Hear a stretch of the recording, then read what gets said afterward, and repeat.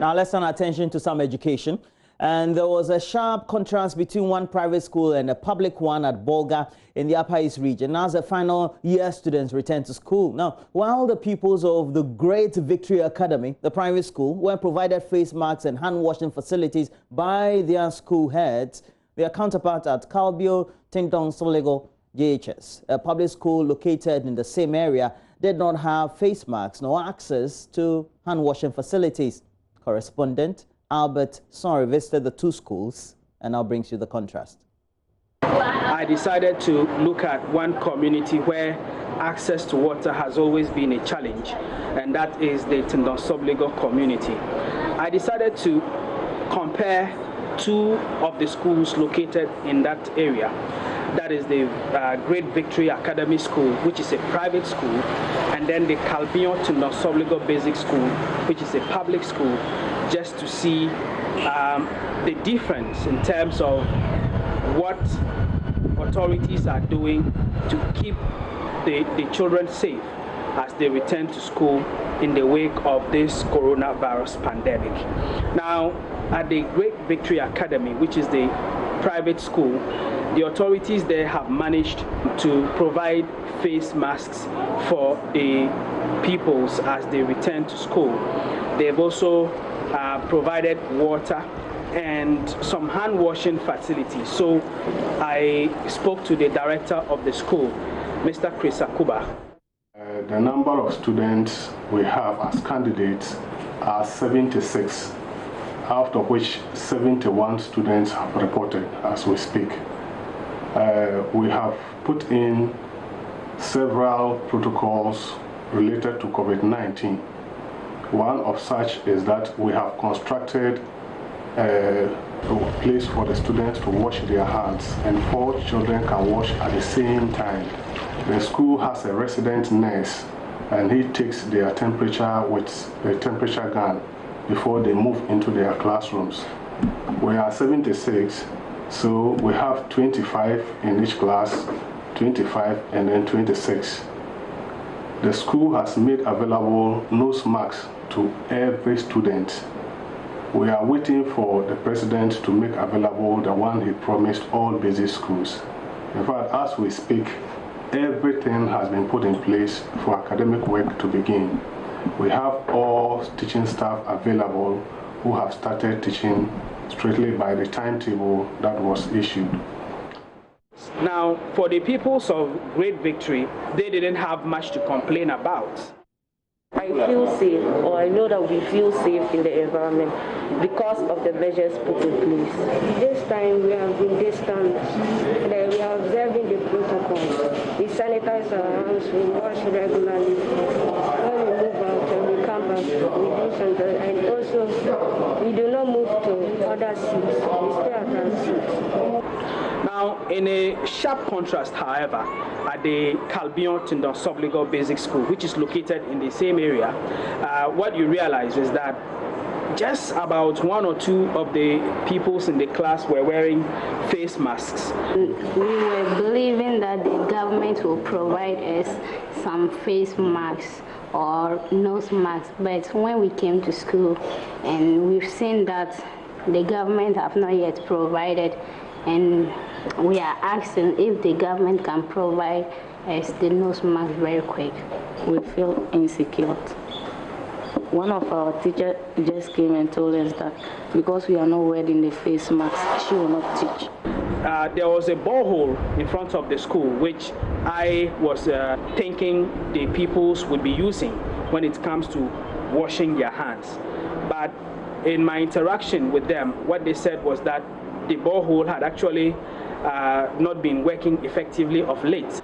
The borehole is for the community, but then the students are also using it, and as of now, it's not functioning well.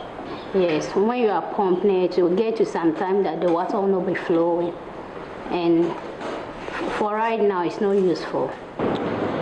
So, because of the challenge with the borehole, what they did actually was to get some 2 plastic buckets, which they filled with water, and then with an ablution container, and then some soap.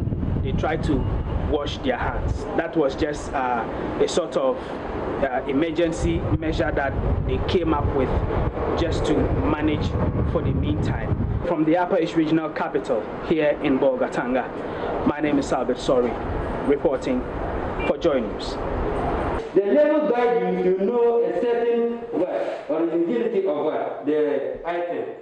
What a contrast. A typical case of the Dabi and the hustlers. But as we move on, still focusing on education, as final year junior high school students nationwide return to school, they will be expected to protect themselves enough to avoid a COVID-19 ambush. So that will be double burden as they also prepare for their final examinations in September. The threat of coronavirus must, however, be diffused first in order to build the morale needed to face their BEC. Love FM's Kwesi Deborah has more. While some school authorities have received anti-COVID-19 sanitary materials, others say they are yet to get their supplies. The most challenging issue confronting teachers and students, perhaps, is how to get the classrooms tidy for occupation. Some students were seen doing the cleaning themselves. As Asokwa Municipal Director of Education, Ebenezer Otain provides some answers. At Aja MAJHS, Stella Hagan, a Form 3 student, stands alone on the compound about 7:30 a.m. when I visited the school. No teacher, no colleagues. She has been here for almost an hour, waiting for them to show up. I came at 6 o'clock and the compound is very dense. And I don't see my friend in the compound. All the doors of the one-story school block are closed. About 1.5 kilometers away, students and teachers at KNUST JHS are undergoing temperature checks. A Veronica bucket with liquid soap and tissue sits at the entrance. Eric Otiata is assistant head teacher for JHS. Directly to your new class. Originally, you know that the size should be about 30 maximum.